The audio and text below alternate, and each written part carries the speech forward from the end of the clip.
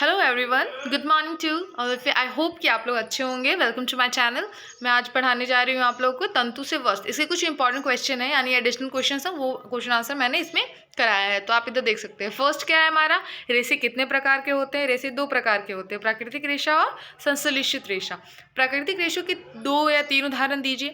क्या क्या हो जाएगा? ऊन, कपास और रेशम। ये क्या हमें प्राकृतिक से मिलते हैं। ऊन किससे मिलते हैं? भेड़ से। कपास हो गया, हमें कपास से मिलते हैं, पौधा होता है उससे। रेशम भी प्राकृतिक है। संश्लेषित रेशों का 4 उदाहरण दीजिए। रेयॉन, पॉलिस्टर, टेरिकॉट और नायलॉन। संश्लेषित क्या आप किसे बोलते हैं? जो मनुष्य द्वारा निर्मित किया जाता है।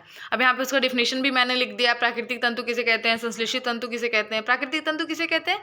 कुछ वस्त्रों जैसे सूती, जूट, रेशमी तथा ऊनी तंतुओं के पादपों जंतुओं से प्राप्त होते हैं, उसे प्राकृतिक तंतु कहते हैं, जैसे कपास, ऊन, रेशम आदि।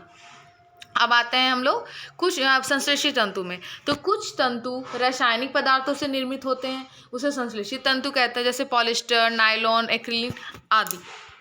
कपास ओढ़ना किसे कहते हैं? कपासों के बीच के कंतन द्वारा पृथक किया इस प्रक्रिया को कपास ओढ़ना कहते हैं। कताई किसे कहते हैं? रेशों से तागा बनाने की प्रक्रिया को कताई कहते हैं। तकली किसे कहते हैं? कताई के लिए एक सरल युक्ति यानी हस्तकुआ का उपयोग किया जाता है, जिसे तकली कहते हैं। हाथ से उपयोग होने वाली कताई युक्ति का नाम बताइए। यानी हाथ से जो कताई करते हुए क्या हो जाएगा? चरखा। जो महात्मा गांधी जी पहले जो चरखा यूज़ करते थे, जब हमारा सारा कपड़ा उनका चरखे से ही बना हुआ रहता था, तो उसे क्या कहते हैं? कताई। बुनाई किसे कहते हैं? तागो वेब दो सेटों, जैसे 2 धागा का 2 अलग सेट है, उसको आपस में व्यवस्थित करना, एक के ऊपर ही व्यवस्थित करने की प्रक्रिया को बुनाई कहते हैं। फ्रेलेक्स क्या है? फ्रेलेक्स एक पादप है जिससे प्राकृतिक तंतु प्राप्त होता है। वस्त्र कैसे? ये भी एक पौधा है, ये फ्रेलेक्स, इससे भी हमें प्राकृतिक तंतु प्राप्त होते हैं। वस्त्र कैसे बनते हैं? तागों की बुनाई और बंधाई से वस्त्र बनता है। थर्ड क्वेश्चन, निम्नलिखित तंतुओं को प्राकृतिक तथा संश्लेषित में वर्णित करना है। इसमें से कौन कौन सा प्राकृतिक है और कौन कौन सा संश्लेषित है? आप बोल सकते हो संश्लिष्ट है, तो आप इसको आप अपने से कर सकते हो। देखो मैंने पहले ही बताया था, प्राकृतिक जो हमें प्रकृति से प्राप्त होती है, तो क्या क्या हो गया? ऊन हो गया, रुई हो गया, रेशम हो गया।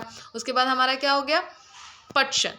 अब क्या बचा? 2, नायलॉन और पॉलिस्टर। ये क्या हो जाएगा? संश्लेषित में। 14 क्वेश्चन क्या है? रुई तथा जूट पादप के किन भागों से मिलता है? रुई पादप के फल से प्राप्त होता है, जबकि जूट पादप के तनों को पानी में सड़ा कर प्राप्त किया जाता है। नारियल तंतु से बनने वाली 2 वस्तुओं के नाम लिखिए। नारियल की रस्सी और नारियल का पैदान। तंतुओं से तागा निर्मित करने की प्रक्रिया स्पष्ट कीजिए।